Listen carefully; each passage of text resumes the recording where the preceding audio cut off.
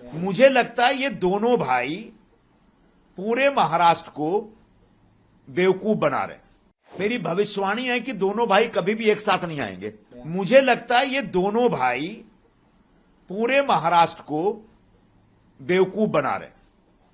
मेरी भविष्यवाणी है कि दोनों भाई कभी भी एक साथ नहीं आएंगे।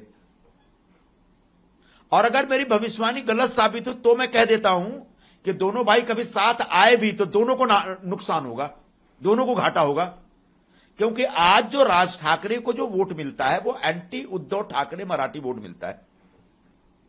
जैसे ही राज ठाकरे उद्धव ठाकरे से हाथ मिलाएंगे, एंटी उद्धव ठाकरे वोट राज ठाकरे को नहीं मिलेगा। वो वोटर एक दूसरा पर्याय ढूंढेगा, दूसरा विकल्प ढूंढेगा। वो हमको मिलेगा या फिर बीजेपी के पास जाएगा, कांग्रेस के पास भी जा सकता है। बिल्कुल उद्धव ठाकरे को एंटी राज ठाकरे वोट मिलता है, मराठी वोट की बात मैं कर रहा हूं। तो जैसे ही हाथ मिलाएंगे वैसे ही जो एंटी राज ठाकरे वोट है उनको नहीं मिलेगा फिर, क्योंकि उन्होंने हाथ मिला लिया। तो वो कोई और रास्ता ढूंढेगा। रह गई बात, संभवतः मैंने सुना है कि राज ठाकरे इससे ऐसी कोई शर्त रख रहे हैं कि कांग्रेस के साथ गठबंधन करेंगे तो साथ में नहीं आएंगे। क्या आज उद्धव ठाकरे के पास इतना गट्स है कि कांग्रेस से गठबंधन तोड़ दे? अच्छा, उद्धव ठाकरे को भी सोचना पड़ेगा। राज ठाकरे जो एंटी नॉर्थ इंडियन ट्रेंड चलाते हैं उनसे हाथ मिला, क्या उनको फायदा होने वाला है? तो कुल मिला के महाराष्ट्र में सिर्फ हेडलाइन बनाने का काम ये दोनों भाइयों की तरफ से चल रहा है। अगर सचमुच सीरियस है तो उनको रोक कौन रहा है? दादर से लेकर बांद्रा के बीच दूरी कितनी है? कुछ किलोमीटर की। तो ये एक तमाशा है, दिखावा है। इसका राजनीतिक रूप से इसमें कोई भी तथ्य नहीं है।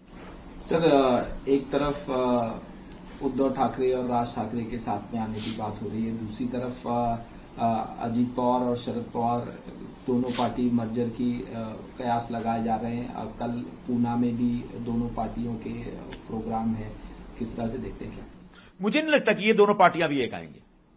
और अगर दोनों पार्टियां एक आती है तो दोनों पार्टियों की विचारधारा एक है, दोनों पार्टियां एक दूसरे के पूरक ही हैं, तो आ सकती हैं, हमको कोई ऐतराज नहीं है।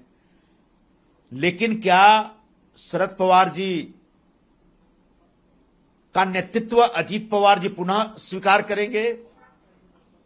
क्या अजीत दादा का नेतृत्व सुप्रिया ताई स्वीकार करेंगी? मुझे लगता है कि यह भी सिर्फ एक ऐसी मीडिया में एक चर्चा करने के लिए यह शिगुफा छोड़ा गया है। हां, शरद पवार जी प्रधानमंत्री नरेंद्र मोदी के कामकाज से प्रभावित दिख रहे हैं, यह स्पष्ट हो रहा है। भारतीय जनता पार्टी या एनडीए की सरकार ने जिस तरीके से सुप्रिया ताई सुळे को एक बहुपक्षीय संसदीय मंडल दल का नेतृत्व करने का एक मौका दिया, वो एक अच्छी शुरुआत है विरोधी पक्ष को साथ में लेकर चलने का।